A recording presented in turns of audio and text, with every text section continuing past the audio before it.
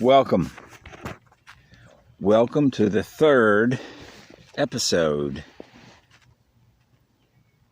of A Crooked Furrow, Understanding Worldviews.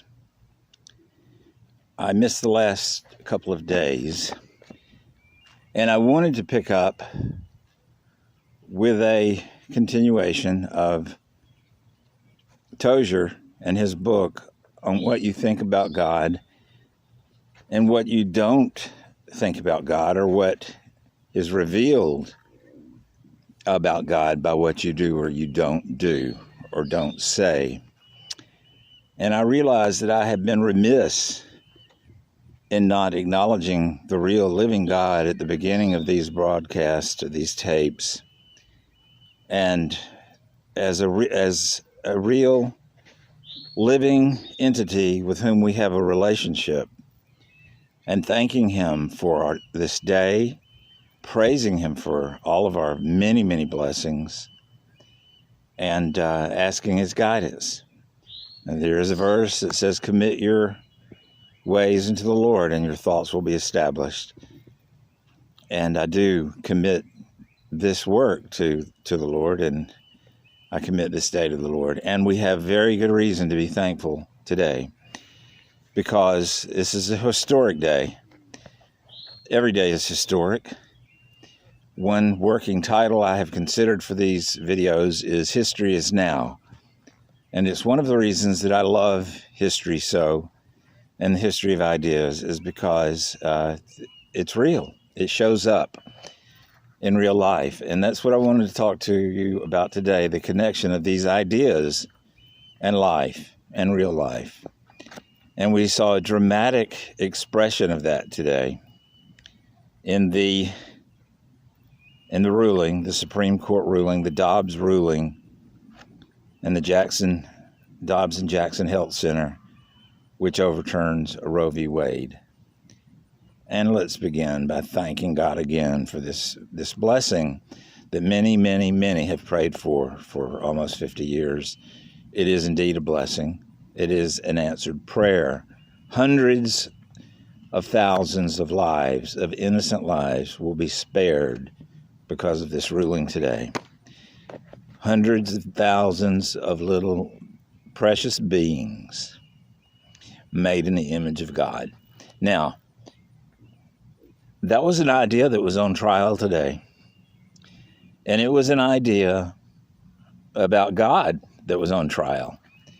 As we've said, your idea about God reflects and determines your idea about everything else, including man. So what is man? Is life sacred? Are we made in the image of God? Or are we just a product of chance? Just matter and chance. And that's what I want to talk about. This book right here. I hope you can see it. Francis Schaeffer, The Christian Manifesto. And this in response to the Humanist Manifesto. And there really is a Humanist Manifesto, and it calls itself The Religion of Humanism. There are three of them. They had to change the first two. The first one, after the horrors of World War I, they figured, maybe we got a little bit wrong. But there are three Humanist Manifestos, and we will look at them. But let me, if I may, just read you a little. By the way, Schaeffer has a wonderful, wonderful series. I'm going to link to it. Everyone should watch it. It's called How Then Shall We Live? And it's a 10-part series, 30 minutes apiece. And it compares these two ideas of humanism, these two worldviews of humanism and the Christian worldview throughout history, starting with ancient Rome up until our present age. It's very good, very well done, unlike your shirtless philosopher plowing fields with crooked furrows. It's really very well done. I highly recommend it, and I will link to it. And he just does a great job of showing how your ultimate worldview about reality, about God, affects everything, including your understanding of man. And that's what happened today. That's why this is so historic. This was a decision on ideas, and on ideas about God, that will save human lives. It's remarkable. Ideas are not just abstract concepts, and that is an idea. An idea we will come back to over and over and over and over.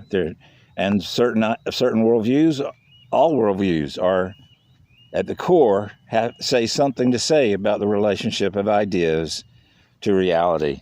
But let me, if I may, conclude by reading a little from Francis Schaeffer. And the first point he makes here is one I've already made and will continue to make, and that is about seeing worldviews as a system of ideas, not just as separate pieces. The basic problem, let me see, it might be easier this way. This is called the abolition of truth and morality.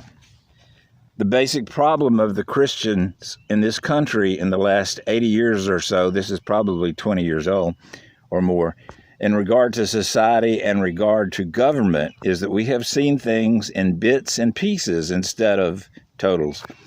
They have very gradually become disturbed over permissiveness, pornography, the public schools, the breakdown of the family, and finally, abortion. But they have not seen this as a totality, each thing being a part, a symptom of a much larger problem. They have failed to see that all of this has come about due to a shift in worldview. That is, through a fundamental change in the overall way people think and view the world and life as a whole. This shift has been away from a worldview that was at least vaguely Christian in people's memory, even if they were not individually Christian, towards something completely different. Toward a worldview based upon the idea that final reality is impersonal matter or energy shaped into its present form by impersonal chance. They have not seen that this worldview has taken the place of the one that had previously dominated Northern European culture, including the United States, which was at least Christian in memory, even if the individuals were not individually Christian. These two worldviews stand as totals in complete antithesis to each other in content and also in their natural results, including sociological and governmental results, and specifically including law. So, let me read one more, if I may.